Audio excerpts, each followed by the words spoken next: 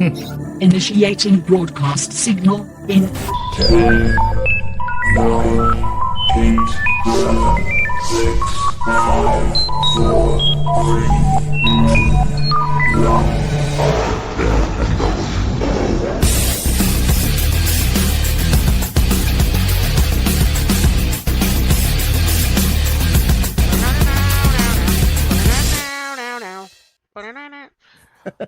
Ladies, gentlemen, and knights of the Nerd World Order, this is the Nerd World Order broadcast. I'm the man that you call Dukes, and to my right, it's all about the... Booyah! What's up? It's your boy Joe, baby. And to my other right, coming straight out of Krakoa, weighing in 178 adamantium field-pounds, Alfonso X-Man Flores. Bub.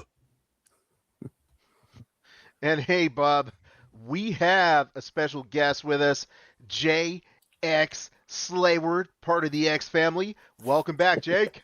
What's up? What's up? What's good? A lot's good, but we're about to get into something that probably wasn't. We are going to be discussing X-Men 97 Season 2. I'm excited about this one because I feel like there's going to be this great opportunity to understand X-Men Season 2 a little bit more and maybe get some of my questions answered. So, Jake, thank you for coming on. Thank you for having me. Absolutely. So before we get started, I just want to say, like, subscribe, tell your friends. Nerd World Order broadcasts on YouTube, iTunes, Spotify, all that good stuff. Okay, so we are going to be discussing that big logo behind Alfonso. We're going to be discussing X-Men 97 Season 2. We normally start off by talking about, by the way, if you want to go back and see how we looked at episodes 1 through 4, we're going to be evaluating the entire season. There will be spoilers, but that's okay. But if you want to go back and see what the first half and what we were thinking, find that. However, we're going to be talking the entire season. I'll start off by telling you my anticipation. After I watched those first few episodes, I was like, okay, this Apocalypse arc is pretty cool. They're going to move on to something else, and it's going to be awesome. That's what I thought would happen. So I was looking forward to the second half of Season 2. How about you, Alfonso? Oh, man. As always, my expectations were through the roof. I could not wait for any of these every Wednesday night. Or Tuesday night, I'm like staying up till midnight and falling asleep, and then get up in the morning and watching it. I was trying to stay up. I just didn't have it in me anymore. I'm an old man, And how about you, Jake? What were you looking, or were you looking forward to the second half? Yeah, most definitely. I remember like Alfonso, I would like try to stay up till midnight to watch it. There would be some nights that I did forget, like last night, for example. Completely like went to bed early last night, woke up this morning and maybe like scroll through YouTube and noticed that, oh man, like the episode last night, I gotta watch it. So I watched it during my lunch break. So yeah. That's cool. Joe? For me, it was like seeing a nice car parked, nice body, looks dope. And then you get in the car and it's like put. That's how I felt for the rest of the 5 episodes. Wow, that that's I 5 saw. episodes. That's crazy. Yeah. There was even 5. Right. So there's so much to cover, dude. So much to cover. My first question for Alfonso and Jake, because you guys are the experts from the X family. I say he's more of the expert than I am. Like I'm probably more knowledgeable than normies, but he's the ultimate like X-Man right there. I could understand that. I think most people would feel that way. What percentage? Okay, how accurate was the season compared to the comic books? And do you feel like season 1 was more comic book accurate? like 7% Like inaccurate or accurate? accurate. Oh, And season 1 was probably like 32. They took a lot of liberties. They did. It's like, do they want to tell the same old story? I guess not.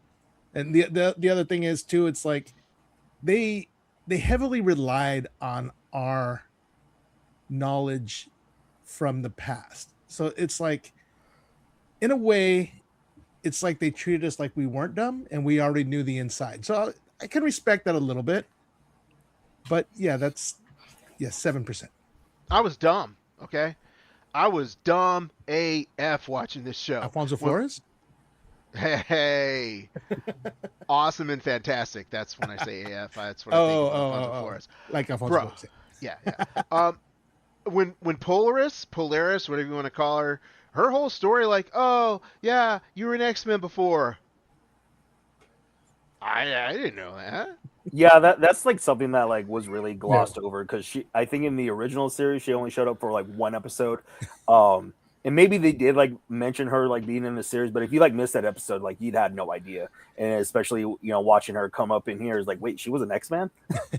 To be fair, she was like, okay, so there was the original 5, and then there was Mimic, and then there was Havoc and Polaris. Yeah. So she was 8. She was number 8. So she was, early. And this was like the team before like the giant size like X-Men with like the internationals that we all know, like Wolverine, Yeah. Nightcrawler, not Cyclops, Colossus and Storm and all them.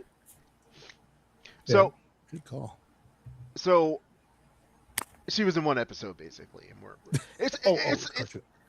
it's like they built this entire storyline around something that was almost insignificant originally. Like, It's almost as if the original writer was fired for showing off his thing, and they had to pick it up and run with somebody else. That's what it was Right. like. That's what it seems like. That's what I mean. okay, this is the first time I'm going to say it, and I'm going to say this a lot because Alfonso brought it up. Bring back Bo. Yeah. I will say that many times. Okay, so Alfonso Yes. and Jake, I'm gonna let you guys drive the ship. Okay, because if I drive the ship, I'm gonna drive it into like an iceberg. Okay. What do you guys want to cover? Well, I mean, we've got what 5 episodes that we didn't talk about yet. I mean, we can go through each episode really quick, see what you guys think. That's fine. We could do that. All right, so let's start off with Weapon X Lies in DVDs. Jake, what Boom. were your thoughts on that? You know what? So watching that, like I knew most of the characters except for what was the name? Kane, the one that just Kane, got yeah. off like at the Then very I gave him beginning. these guns. Yeah, so like Yeah. I'm watching, I'm like, wait, who is that? I had no idea. And as soon as like the credits roll, he dies. I'm like, oh, okay, well I guess it don't matter no more. What's You funny know? is he was actually a part of Cable's crew originally. Oh yeah, was he a part of like his I think the X-Force Wolfpack. team? Yeah. No, Okay. not X Force. It was like him, GW Bridge. Yeah, there was a few people, but Okay, he yeah, was I part don't of know. Cable. I don't know who those people He was a are. Cable crony. Yeah. Yeah. So, the only thing I was like kind of wondering, like, not only does like Wolverine, like, I guess want his adamantium back, which I guess from like a narrative standpoint, it makes sense because like, oh, he not as like powerful as he's not like unbreakable, but like, he's faster, way faster without the adamantium weighing him down and stuff. But the crew he selected, like, Team X, why did he invite Sabretooth and Deathstrike to the team? Like, Cannon fodder. That's why. is that why? Because I'm like, this dude's like always like killing his loved ones like on his birthday, always like backstabbing him. Like, oh yeah, let me invite Creed back on the team. Just like old times. He's probably thinking like, as soon as I get my adamantium back, I'm gonna stab him right in the face. And where was Deadpool? Where was Deadpool on that team? I was wondering that too. See, this is what's funny. Your question is, why did they bring in Sabretooth for that little thing? I'm thinking, why did they waste an episode on Wolverine getting his adamantium back? Like, if we're going to sit there and talk about how Polaris, you don't want to do a backstory of her being with the X-Men, then don't do a story about Wolverine getting his claws. You just that was like a filler side mission right there. But especially because of like this whole thing with Apocalypse, because like wasn't it like, okay, I'm gonna refer to you, Alfonso, that in the comics, like he's the one who restored Logan's like adamantium like to become like a horseman or something. No, it was Genesis Strife's son who had Apocalypse's armor, Oh, okay. but close. Sorry. No, that's fine. That's fine. Okay. Go ahead. Was Sorry. was Genesis also a clone of Cable? Nope. He was just Strife's son. Okay. No, actually, it was Cable's son. No, he was Sheriff's son. One of them. Well, I mean, like Cable is like a offspring of a clone, so like, like depending on like how like the gene like splices, like how bad does it get like in the gene pool and stuff. Yeah. kidding. You know, He's got the number 2 tattooed on the back of his ear. X-Men 97, watching it just renovate in my mind why Cable sucks as a character. Like, you know, when he first came out, I thought he was dope. You know what I mean? And then you find out his origins, and it's just terrible. And then this whole X-Men 97, you're like, this dude's going off numbers. You know what I mean? He's like, he thinks it's the government. So kill one, save billions. Yeah. And then that was his ultimately, life's mission. Why he was created. he didn't even do anything that affected anything with Apocalypse, bro. It was wrong. Yeah. So it's like, it's a waste of time, wasted character in this whole series, I think, dude. It's like you wasted Apocalypse. It's like he's so dope. You get what? Gambit is a four horseman, and that's it. And then you get Archangel going, oh, yeah, I used to be one of those ones, and Rogue freed me. And then, you know, he doesn't even do anything, dude. Rogue just touches him, and it's over, bro. Like, you wasted Apocalypse in this whole 97 series just like you did Kang. Okay, so much we covered. I'm gonna back up a little bit. Going back to that Wolverine getting his adamantium back. That was like, why did we even bother having him get his adamantium pulled out if it didn't really create any significant story? Because it happened in the comics, that's why. Oh, but see, here's the problem with that. With this particular season, 93% of everything that happened in these episodes did not happen in the comic book.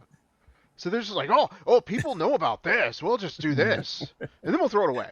It's a classic retelling of a days old story. No, Is I mean, it was nice that he had the adamantium ripped from his body. It would have been nice if he did stay a little bit longer in his feral form and having to deal with repercussions of that. It's understandable that he wanted to get his adamantium back because he has to help. Yes. Was he ever even shown in his feral form for like? No, he wasn't feral. He was just without adamantium and longer hair. Bro, and then not to mention he got his claws back. Did he really even do anything on the last episode? No. He said, "I didn't get these back just to sit on the sidelines." It's just The most that was done, and it wasn't even him. It was Jean having like psychic. Claws for Scott. So she did more with claws than Logan did. Yeah. But this episode, I mean, it was necessary. Did it have to happen so fast? I don't think so. Did I like it? Yes, it was. It had some awesome scenes, and it had like callbacks to the movie Aliens. How about they just do a flashback? Yeah, it could have easily been a flashback. Yeah. This meeting could have been an email. I like the little cameo of Spider-Man, especially like the '90s Spider-Man, even though it wasn't even Spider-Man. Yeah, I mean, even the latest episode, he was Morph turned into Doc Ock. That was super cool. But I mean, bring back Spider-Man. Was it? It's a 97, 98, whatever year it is. But okay, yeah, guys. Go ahead. I'm gonna say this. I was literally driving to work today, and I thought to myself, it feels like they wrote this for children. Yeah. Or it was written by ChatGPT for children. Right. It felt like the last season of Stranger Things. Stranger Things, yeah. Alfonso, move us on to the next episode. The next episode, Weapon X Lies in DVDs. Oh, we already did that one. No, that was episode 6, wasn't it? Hey, I'm just here. No, we literally just talked about that one right now. No, we were talking. Oh, I did. You're right. Wow. Danger EXE. Danger dot or EXE or EXE dot. I don't know. So it's funny because Danger Room gains sentience and decides that he wants to real quick. I just wanted to say, just for the last episode, because for the first 3 episodes they had like, you know, the characters that show up in the title sequence like it would have been cool to see like Team X like have their own like title card. It would have. That would have been. And like for every other episode, to like whoever was going to show up in the episode for them to just do it that way instead of having to like randomize. I guess I don't know. Like they knocked that out with the first 3. I don't know why they didn't continue doing that. Because at that point they didn't care either. I guess not. So Danger kind of, becomes itself. It's like, it's funny because this is clearly the message from the artists and the writers. AI is bad. You know what I mean? And it was just overdone. It was a story that was in the comics. My favorite is the repercussions from this is because Danger became alive. Professor X ditched Cerebro and made a Cerebra. It was like, but Cerebro didn't do anything wrong. In the comics, did become sentient just like Danger and take over. So it's like, I don't know if they decided it was one big thing, but this episode, I mean, the beginning of it was amazing with Polaris coming up on that ship and just, taking down the Friends of Humanity, turning them upside down, shaking them up, showing how powerful she is, how on the I think level that was of the Magneto she was. Purifiers. Yeah, Purifiers. I'm sorry. That's right. They were the Purifiers. They had those big long robes because And they're they, and, religious they, and they zealots. referred to Stryker, William Stryker. Wasn't he a reverend in the comics? Yeah, Yeah. Reverend. He wasn't military like he was in the Fox movies. Yeah. Isn't Alfonso. that like Cerebro or the Danger Room clone? Isn't that just Ultron? It's pretty much like X-Men's Ultron, and I think there's Yeah. even like a comic or a panel that I found where like Ultron is trying to like talk to Danger, and I think he's literally trying to rizz her up or something. It was kind of funny. Yeah, Now- you do it. Didn't Danger become an X-Man also? Or am I Yes. just wrong? For a while, Danger was part of the X-Men, Astonishing X-Men. It was, Wow. it wasn't my favorite time, but I remember her being like on the team like during like the Utopia age, and like I think she was also like on Scott's team, like Avengers versus X-Men type thing. And I don't know what happened to her after that. So here's where a continuing complaint that I have recurs in every episode. What were her powers, and why was everyone else so weak when fighting her? she knew everybody's weaknesses from the Danger Room sessions. She could create hard light, what do you Construct. call it? Constructs. Kind of like Green Lantern. It's just like the same way that the Danger Room controlled everything. That's what she did. She was able to make everything and have it attack you, and she knew your weaknesses because she knew everything you did. She knew every failure you had. She knew every win you had. So they didn't maybe verbalize that as much, but when you have this, it's like Yeah, I mean that makes sense, but Yeah. I didn't get that. I was just like, it'd wow, been nice if they just said that. she's just wrecking these guys, and suddenly they can't fight. Yeah. Well, it's just basically like because she's been training them since like day one, Yeah, and she's like, oh yeah, I know all your moves, all your weaknesses, all your patterns, your ticks or whatever. So like, Yeah. she's learned it for a long time. So she's just like bobbing and weaving, like, oh yeah, you can't get me or whatever, Yeah. So not necessarily that she's strong, she just knows them so well. Like maybe if you brought in like Spider-Man or the Avengers or something, they might have had a better chance or whatnot. I don't know. True. So, this episode, for me, it was probably the best one because it wasn't the worst one. It didn't leave me saying, where did they pull this stuff from? It's completely out of left field. And at the end of the day, what was the point? Now, granted, what was the point? But it didn't feel like they were trying to do something. Right. With all the other episodes, I felt like they were, ooh, look what we did. Nothing. So, so I guess my thing is like, of the episodes, it's like, hey, we all got Fs, but you got a 59, or, Throwing off the curve. yeah, I guess that'd be a 49. But yeah, we all got Fs, but you got a 49. Yay. Yeah, this episode wasn't as bad as the others. Interesting. I think I like this one the least. I like it because that's Polaris. I love Polaris. Dude, Oh, she was same. awesome. So And I like that and- she was dope in it, and then she gets her ass kicked by multiple men. It's just come I on, dude. liked it too because like finally she got like some recognition because not a lot of people know. The only other times I've seen her show up is in that Gifted show, which no one watches. Yeah. And I was like, yeah, Magneto has like another kid, someone who actually has his powers and whatnot. And I'm glad that they mentioned that like, oh yeah, she's the daughter of Magneto. Yeah. Yeah. She It's- did really well too in was it Evolution or was it Wolverine and the X-Men? I think it was Evolution. No, it was Wolverine, and the and X-Men. Yeah. She Yeah, had Magneto's 'cause- helmet and everything. yeah, Something because else. in that show, she was much younger than the twins were, because she was like Daddy's little princess or something.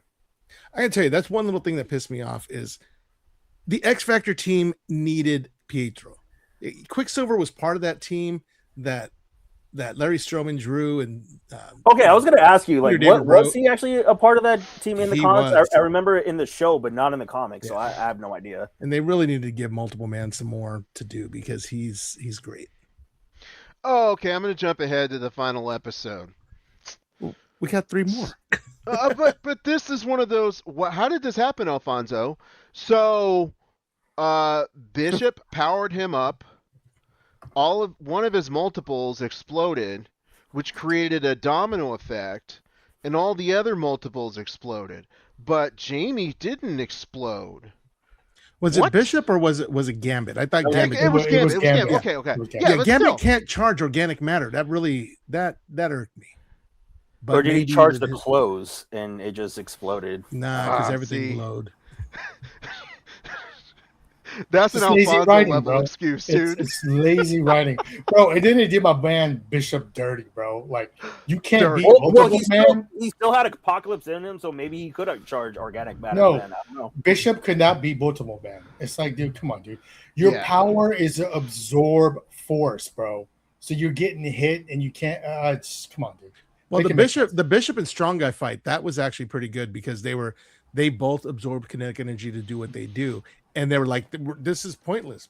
Us fighting each other isn't going to do anything." I'm like, "Oh, that was Like, good." doesn't like Sebastian Shaw do that like same thing but better than Strong Guy? Yeah, very much so. Because if Strong Guy doesn't release it, he freaking has a heart attack. It's hilarious. So, okay. That was some garbage. Let me explain why. We've jumped ahead 2 episodes, but garbage. He goes, here's the extent of that fight. Episode. Here's the extent of that fight. Yeah, we got the same powers. This is going to be a good fight. No, it's And not. then it wasn't. No, it wasn't. Hey, at least they gave Bishop a love interest, and that was coming from left field because, in all honesty, like it's always been Alex and Lorna, it's been Iceman and Lorna, it's been but it's never Bishop and Lorna never really looked at each other. So I was like, oh hey, they're like, what's up? Yeah, it was forced. Okay, X-Forced. they watched they watched an episode of The Walking Dead and they were like, let's have this interracial couple. Right. Let's check that box. Is it because she has green hair? No. That's the reason. Okay, so I digress. I apologize. Okay, Okay. but Alfonso brought it up. So we are back to the which episode, Alfonso? Savage Land, Savage Heart, where Colossus has a flashback where Ileana dies on the island, and that really upset me because she is super powerful. She should not have died, and if anything, she only died because it's easier to bring her back because she could have probably just went to limbo, and she'll be back stronger than ever. But Magic is such a deep character, man. She has, I mean, like at the age of 9, she was kidnapped and taken to limbo, and she was raised there and made to fight and scrimp and stay. And when she comes back, and because time moves differently, she's a teenager, and Colossus is like, my little sister, my little snowflake, and there could have been so much more with that. Yeah, I did Definitely. think it was weird that they did kill her off so soon, especially because she's so popular in Marvel Rivals and Marvel Tokon right now. Yeah. Mhm. And even just real quick, Danger being Tokon as well. Oh, Yeah. So yeah, I was surprised that Ileana didn't, or Magic didn't have more screen time. They're like, oh, we'll bring her back, or maybe I don't know. yeah, Hopefully Dark Child. she do. I would love to see her. It's like they did that simply to create a storyline. It was just like, oh, this happened. So this is your motivation, Colossus. Go. Yeah. And then he becomes like a religious zealot with the acolytes who basically worship Magneto. I guess they didn't bring in Fabian Cortez because he didn't he die or something in the X-Men animated, or he was taken out. But they brought in Exodus, and Exodus is super powerful. He's super awesome character that just kind of got taken out fairly quick and wasn't happy Is with that either. Exodus someone's son? No, Like- he's actually a Templar Knight from way back in the. He's like ancient. I mean, Apocalypse is older than him, but he's from way back in the day. Yeah, he's from like the Christian Crusades, like from back in the day, like killing everyone who didn't have like faith in Christ or whatever, like in was it like 12th century France or something? Something. Wow. Yeah. Oh yeah, he's French. Parlez-vous. Wow. So, did I miss the episode where they explain who he was, or were they just? No explanation whatsoever. I believe that was the first time they've. Well, besides like last season where he was like dancing in Genosha, that was like his first proper introduction. They actually, I think they did give a little bit of history on him In the show. in the show. Oh, okay. Well, I mean, it could have been in my head. You know, It was I have in a your lot head, going Alfonso. on in here. Alfonso, you fill in all the blanks as far as this show goes. Dude, this episode was like, I would like to say the worst, but then there's the final episode. The only thing dope about it is they had random in it. I got to see random for Yes. 2 seconds. 2 seconds. I was like, yeah. Love this yay! random. And then when he went to wherever they was at in the Colossus, I'm like, is random going to randomly pop out Where'd he go? somewhere? Was he on X Factor? Yeah. He was like an X Factor villain. I think eventually, yeah, he joined the team for a little No, bit. he joined him because I remember I was reading X Factor then. He was dope. So dude. where was He's like he? a little kid. Yeah. Like a bounty, Where bounty was hunter he in kinda. the other episodes though?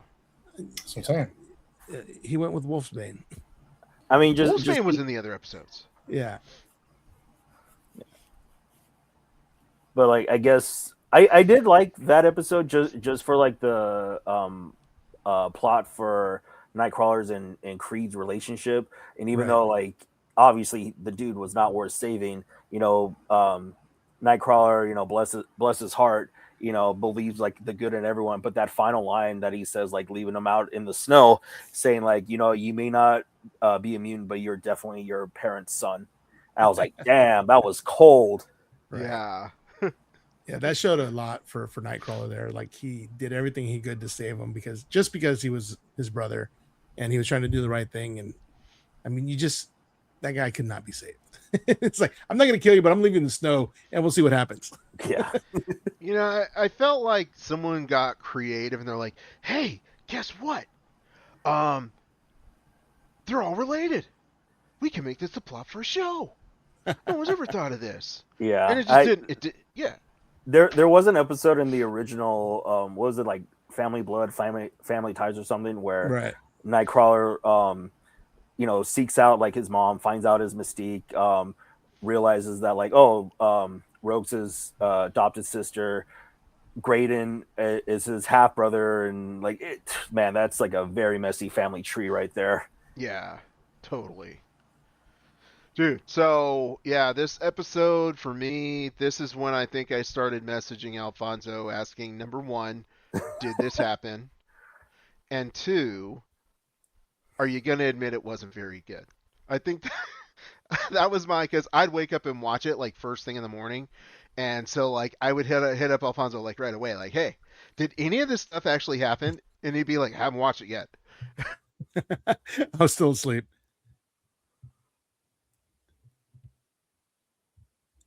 Yeah.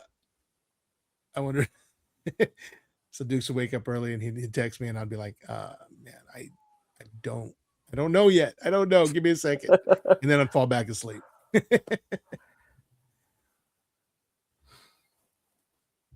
Yeah.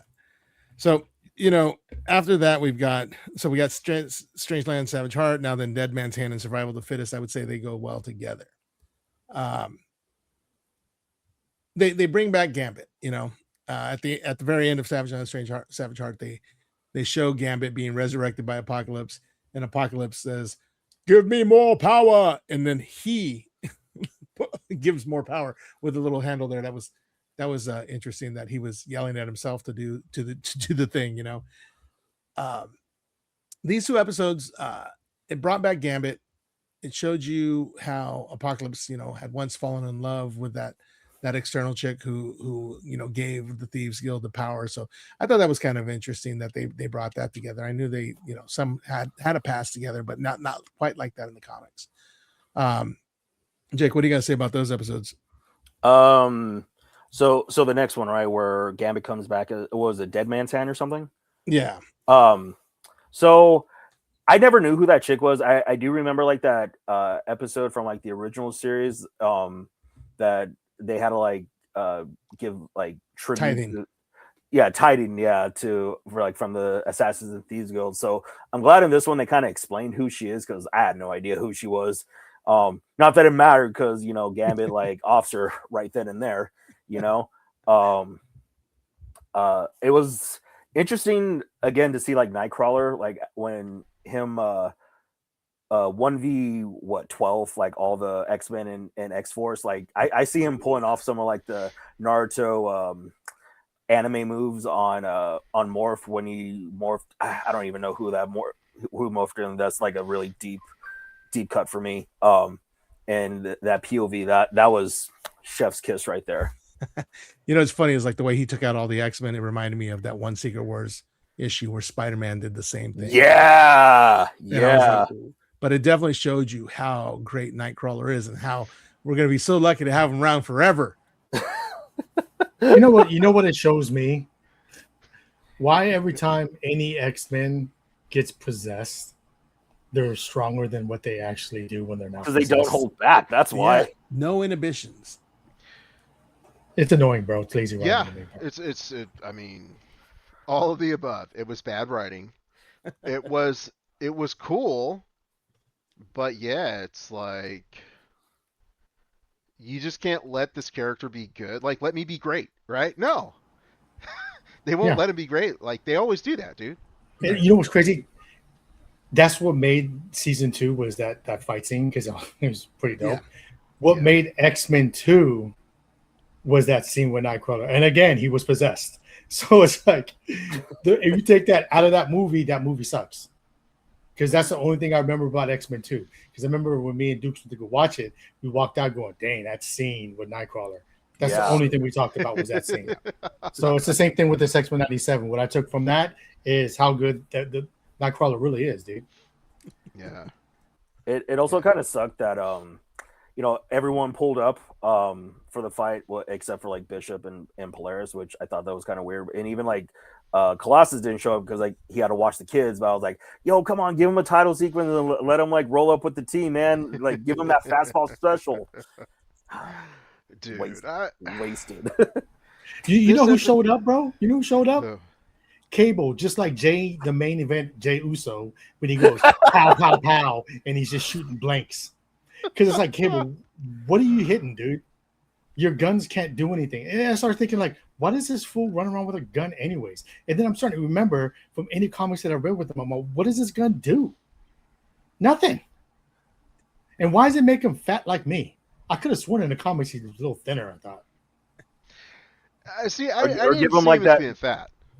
Give him like that Viper cannon from Marvel vs. Capcom 2, where it's like a wave or anything. He should have had that or whatnot. It's got like a Nerf gun. Yeah. It really is. That's the one thing Cable's always known for is his big, oversized guns. Very, I can't tell you how many times I picked up a vacuum cleaner. I'm like, look, I'm Cable. It's just like, bro, like you're supposed to be a powerful telekinesis guy, and you don't ever do it. You just have Because he has to hold The himself techno-organic together. virus. There you go. Okay, so you can go from time to time, and there still ain't no cure. It's like, bro, come on, man. Come So, on, dude. Alfonso, Yes. I got a question. Okay. Sometime, like it seemed like in the episode when, and it was so bad. It was just so bad. When this might have been the same episode where I think it was Cyclops or someone that says, all the psychics need to band your power together to land this plane, right? Right. And then it crashed. Like, And Jean's supposed to be the most powerful. So it's like, come on, dude. And Bro, Silence and not even a you're telling me telekinetic like Storm? that. I don't even No, know how he's like not she a was telekinetic. helping. Storm can't do a gust of wind to help land the jet. You She know what I'm was saying? giving moral support. Yeah, Storm like, should have bro. just like gusted it up. Yeah. like, dude, like, Come on, man. it's like they didn't try. It's like No. they're, we have to band our psychic power together. For why? It Yeah. crashed anyway. They should have done like they did in the first episode, where they just like jump from the plane and then just like land all cool style, like Yeah. to be my X-Men. Yeah. No, you know who had a better thing in the plane was Jubilee, bro. She jumped out, did a little fireworks, shot the missiles, did a firework back, went inside the jet, and landed the jet. Okay. Okay. This was another Alfonso question. Okay. First Alfonso question is, can she fly? Like, no, she got on her own. No, but you know, Jubilee. she You can talking about she can Jubilee? shoot fireworks out of her feet to kind of give her a little bit of a boost. Okay, that was my first question. My second question related to this episode. Does Rogue still have her power absorbing power? Because She I does. felt like, okay, number one, if I had that power, I wouldn't be running around with a sleeveless shirt on, right? and like there was clearly at the end of that episode, she kisses Gambit. Right. So I'm like, go ahead. There's two times. She touched him when he was dead, and he was just too powerful to absorb. She was surprised by that. And then the other time when she touched him, she had that celestial power in her, so she was able to hold it back. And that celestial power thing, that was Did that happen in the comic books? no. No. Come on. No, it like there was a time where like X Factor, the original team, you know, Cyclops and Jean Grey and all them, they went to another planet on ship, and they had to fight the Celestials, and they, you know, ship was on their side, but at no point did ship ever like enhance them. Somehow Cyclops was able to absorb everybody's powers because everybody on that planet was immune through his visor and shoot the Celestial's hand and destroy it. But you know, that's Through the beside the power of friendship. point. The power of friendship. That's what it sounds like to me. Like, what the hell?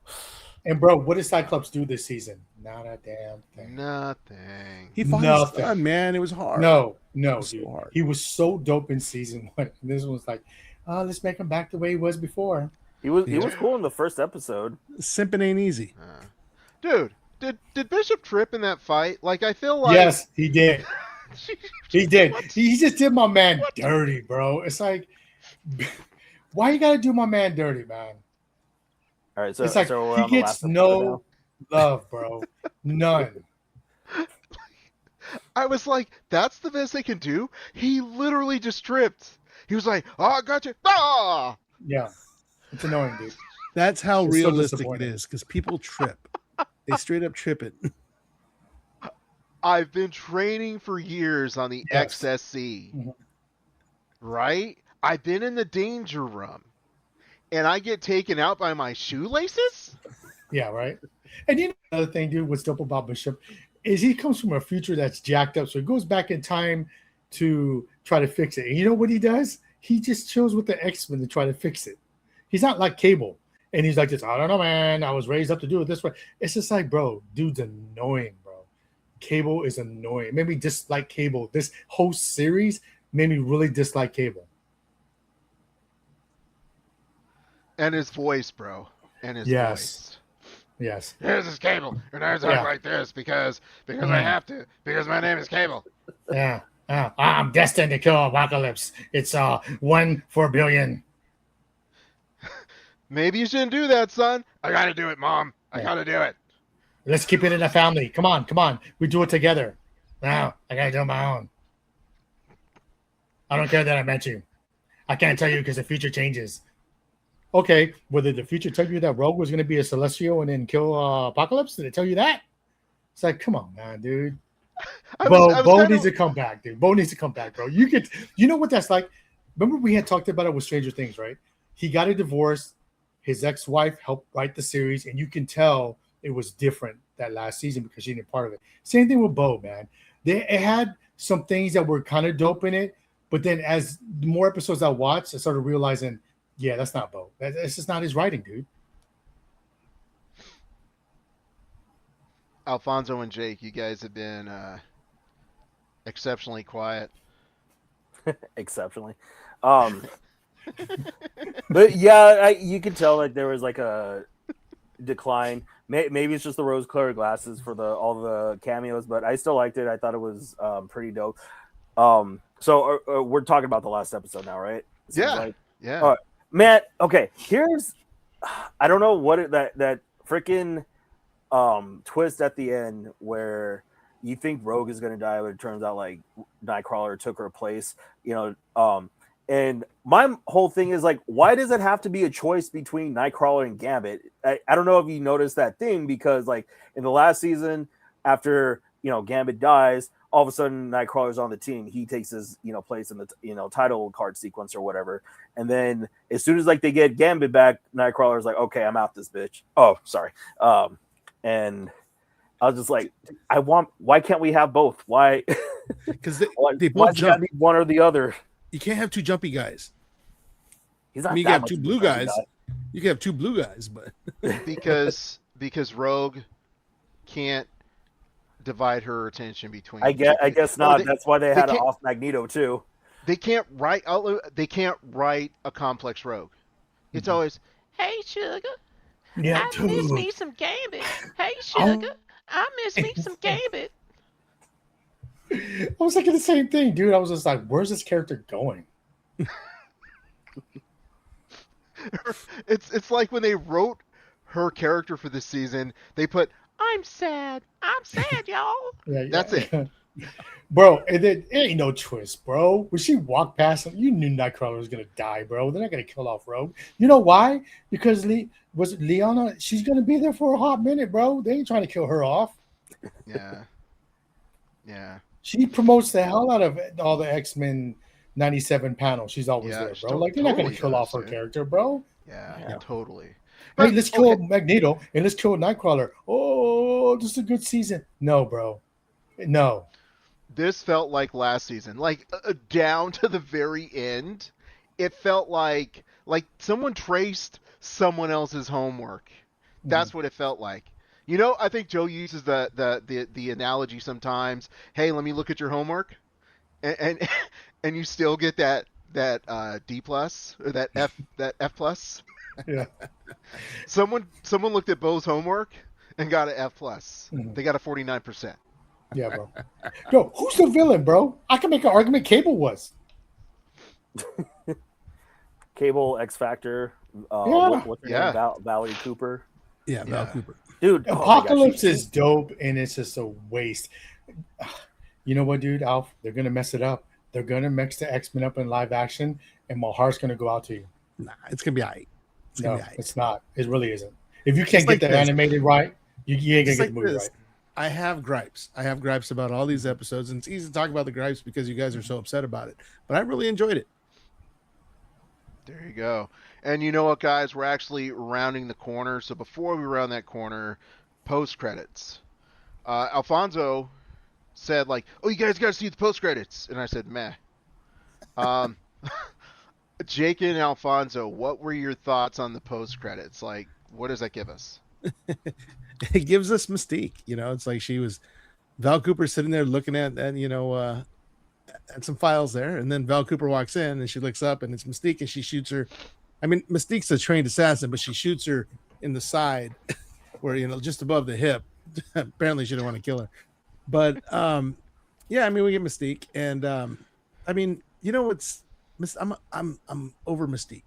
These X-Men movies, it's like, yeah, they got a good actress for Mystique, so it's like, oh well, we got a good actress. She got better, so let's go ahead and make her character more. It's like, no, you can't just.